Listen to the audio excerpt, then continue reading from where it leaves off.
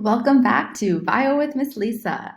Today we are going to go over the details of glycolysis, the citric acid cycle, and the electron transport chain at a high school level. Okay, so our first stage of cellular respiration is glycolysis. And remember, our goal of glycolysis was to take a glucose molecule and split it into two pyruvate.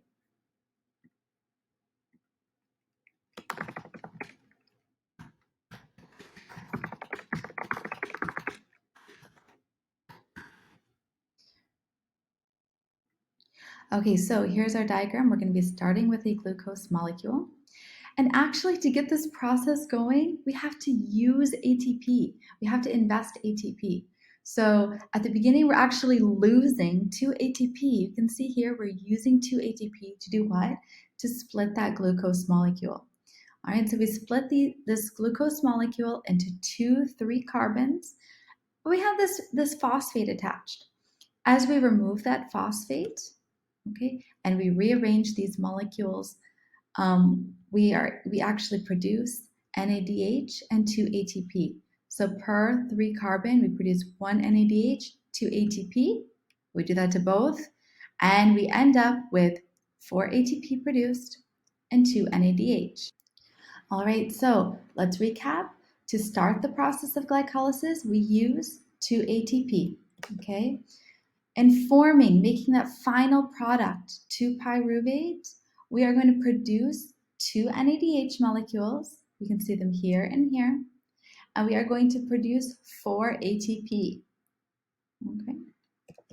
Since we used 2 ATP at the beginning and we produced 4, overall, we gain 2 ATP per glucose molecule during the process of glycolysis. This is called a net of 2 ATP. So we use the word net to describe how many we gained overall. Okay, so this is our description of glycolysis for our purposes. All right, so now let's move on to the citric acid cycle. Oh, by the way, this image, I will put the link to the original source in the description. All right, so we started with glycolysis, we've made our pyruvate. Well, now that pyruvate is going to come here to the citric acid cycle. It does change a little bit in form as we enter the mitochondria. So now the pyruvate is entering the mitochondria. However, we're not going into those details for this class. Okay, so the citric acid cycle.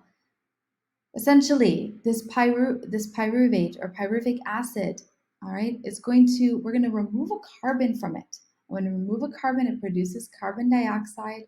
And when that carbon dioxide is produced, when we break those bonds, it creates NADH. Okay, we're able to turn NAD plus into NADH. The pyruvate then attaches to this molecule here. So since we removed 1 carbon, now it's 2 carbons. So if we attach 2 carbons to 4, now we have 6. Okay, we have citric acid. This is why it's called the citric acid cycle. Well, we're going to keep breaking this molecule down.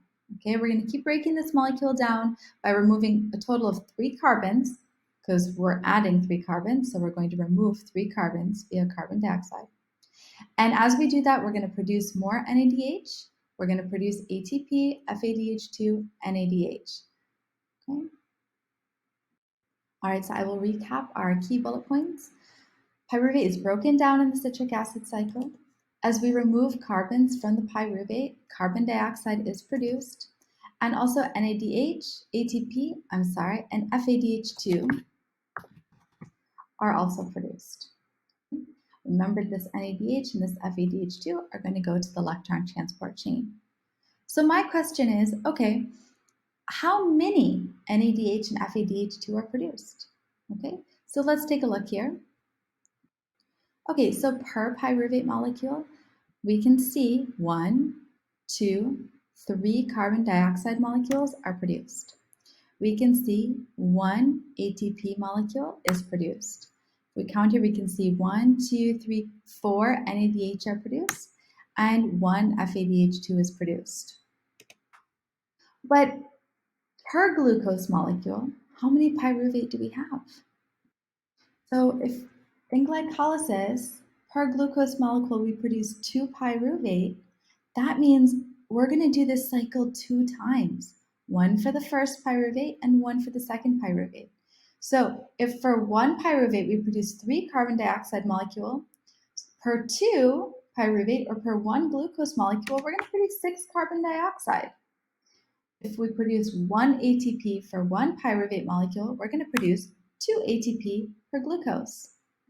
If we produce 4 per pyruvate of NADH, that means we're going to produce 8 NADH per glucose molecule. And for FADH2, that means we'll produce 2 FADH2 molecules per glucose. So remember, this is because we have 2 pyruvate formed. The original source to this diagram will be in the description. All right, so now we've done glycolysis, we've produced our pyruvate has been broken down by the citric acid cycle, and so now we're going to talk about the electron transport chain. NADH and FADH2 from glycolysis in the citric acid cycle are going to come to our electron transport chain. So here we are, our Krebs cycle or citric acid cycle produced these molecules, and now they're going to come over here to our electron transport chain, which is on the inner membrane. So this is the inner membrane of the mitochondria, this is the outer membrane of the mitochondria, and this is the intermembrane space, the space between both of those membranes.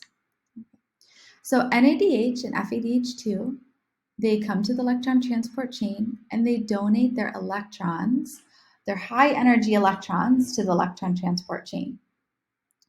Now these electrons will travel down the electron transport chain and their energy will be used to pump hydrogens from the matrix into the intermembrane space. Once we'll have a lot of hydrogens over here, those hydrogens are going to feel way too crowded. We'll end up with a high concentration of hydrogens here and a low concentration of hydrogens in the matrix. And so where are those hydrogens going to want to go? Remember, diffusion, they move from high to low concentration. And so they will move from this high concentration to low concentration. And how will they move through? They will move through ATP synthase. Okay.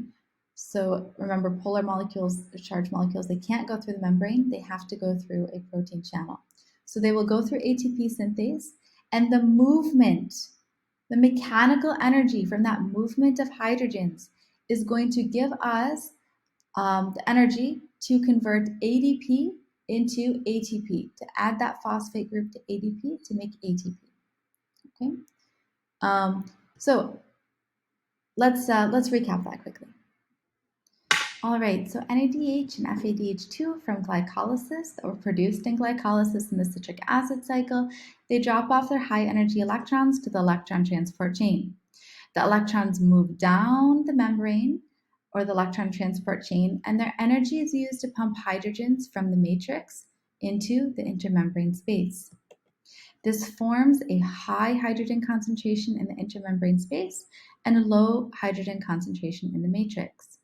This makes the hydrogen flow through ATP synthase back into the matrix.